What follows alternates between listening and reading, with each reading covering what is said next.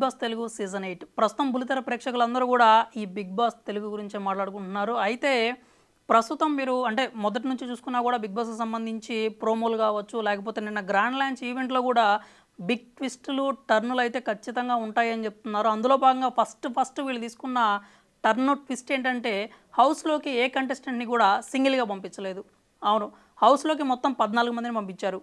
అంటే అది కేవలం 14 మందే ఈ సీజన్లో ఉంటారని కాదు, వైల్డ్ కార్డ్ ద్వారా కూడా ఇంకా కొంతమంది హౌస్లోకి వెళ్తారు. కానీ నిన్నటి వరకు మాత్రం 14 మందినే పంపించారు. ఆ 14 మందిని కూడా ఒక అబ్బాయి ఒక అమ్మాయిని కలిపి ఒక జంటగా హౌస్లోకి పంపించారు. అది ఎలా డిసైడ్ చేశారు అనేది అంటే వాళ్ళ లెక్కలు వాళ్ళకు ఉంటాయి కాబట్టి దాన్ని బట్టి డిసైడ్ చేశారు. ప్రస్తుతానికైతే ఒక 7 జంటలను పంపించారు. ముందుగా అసలు జంటల గురించి మాట్లాడుకుందాం. అలా పంపించడం వెనక వాళ్ళ స్ట్రాటజీ ఏంటి అనేది మనం డిస్కస్ చేసుకుందాం.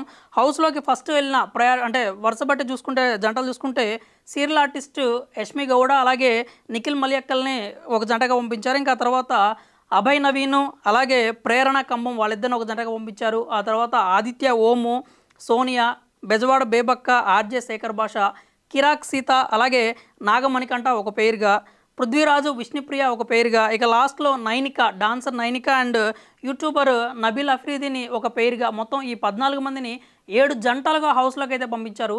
మీరు ఈ జంటల్ని ఎలా సెలెక్ట్ చేశారు అంటే మనకి స్టేజ్ మీద మాత్రం చూపించిన ప్రకారం వీళ్ళు ఒక కలర్ సెలెక్ట్ చేసుకుంటారు. దాంట్లో ఏ క్వాలిటీస్ అయితే ఉంటాయో ఆ వ్యక్తిని ఆ పర్సన్ అయితే వీళ్ళకి పేరుగా పంపిస్తారు అని చెప్పి మనం అయితే చూసాం. కానీ అంటే ఈ పేరు ఎవరు రావాలి అనే విషయం వీళ్ళు ముందే డిసైడ్ చేసి ఉండొచ్చు. ఎందుకంటే డిఫరెంట్ పర్సనాలిటీస్ అలాగే డిఫరెంట్ ఎబిలిటీస్ ఉన్న ఇద్దరిని ఒక పేరుగా తీసుకొచ్చారు.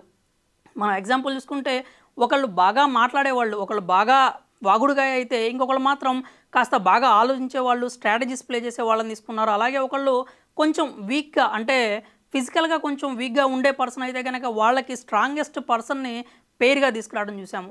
అయితే అసలు ఈసారి జంటలుగా ఎందుకు పంపించారు, ఎందుకు అంటే దీని వెనకాల వీళ్ళ స్ట్రాటజీ ఏంటి అనే విషయం అందరూ కూడా కొంచెం చర్చించుకుంటున్న విషయం. అయితే ఈ జంటలుగా పంపించడం వెనక ఉన్న స్ట్రాటజీ ఏంటి అని మనం కనుక ఒక అంచనా వేసుకుంటే ఈసారి బిగ్ బాస్కి సంబంధించి కొన్ని ట్విస్టులు ఇచ్చారు కదా, ఆ ట్విస్టుల్లో హౌస్లో కెప్టెన్ లేడు అనేది అయితే ఫస్ట్ బ్యాడ్ న్యూస్ వాళ్ళకి చెప్పారు.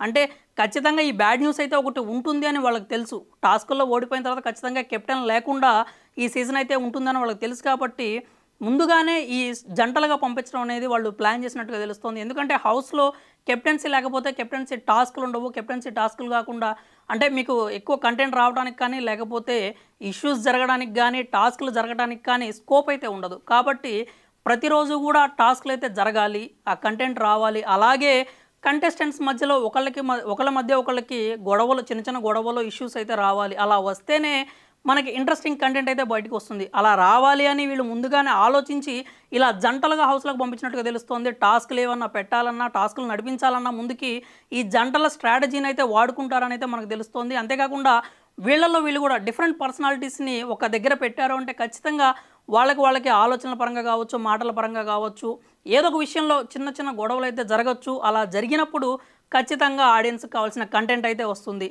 ఆ ఉద్దేశంతోనే ఈసారి బిగ్ బాస్కి సంబంధించి 7 జంటలను అయితే పెట్టారు అని అనిపిస్తోంది. అంటే ఇది కేవలం అంచనా మాత్రమే ఇప్పటి వరకు. ఇది నిజమా కాదా అనేది మనం ఇంకా కొంచెం ముందుకెళ్ళేసరికి మనకి ఆట కొంచెం ముందుకెళ్తూ ఉంటే అర్థమవుతూ ఉంటుంది. కాబట్టి ప్రస్తుతానికి మాత్రం 7 జంటలని పెట్టడానికి మెయిన్ స్ట్రాటజీ హౌస్లో నుంచి కంటెంట్ తీసుకురావాలి.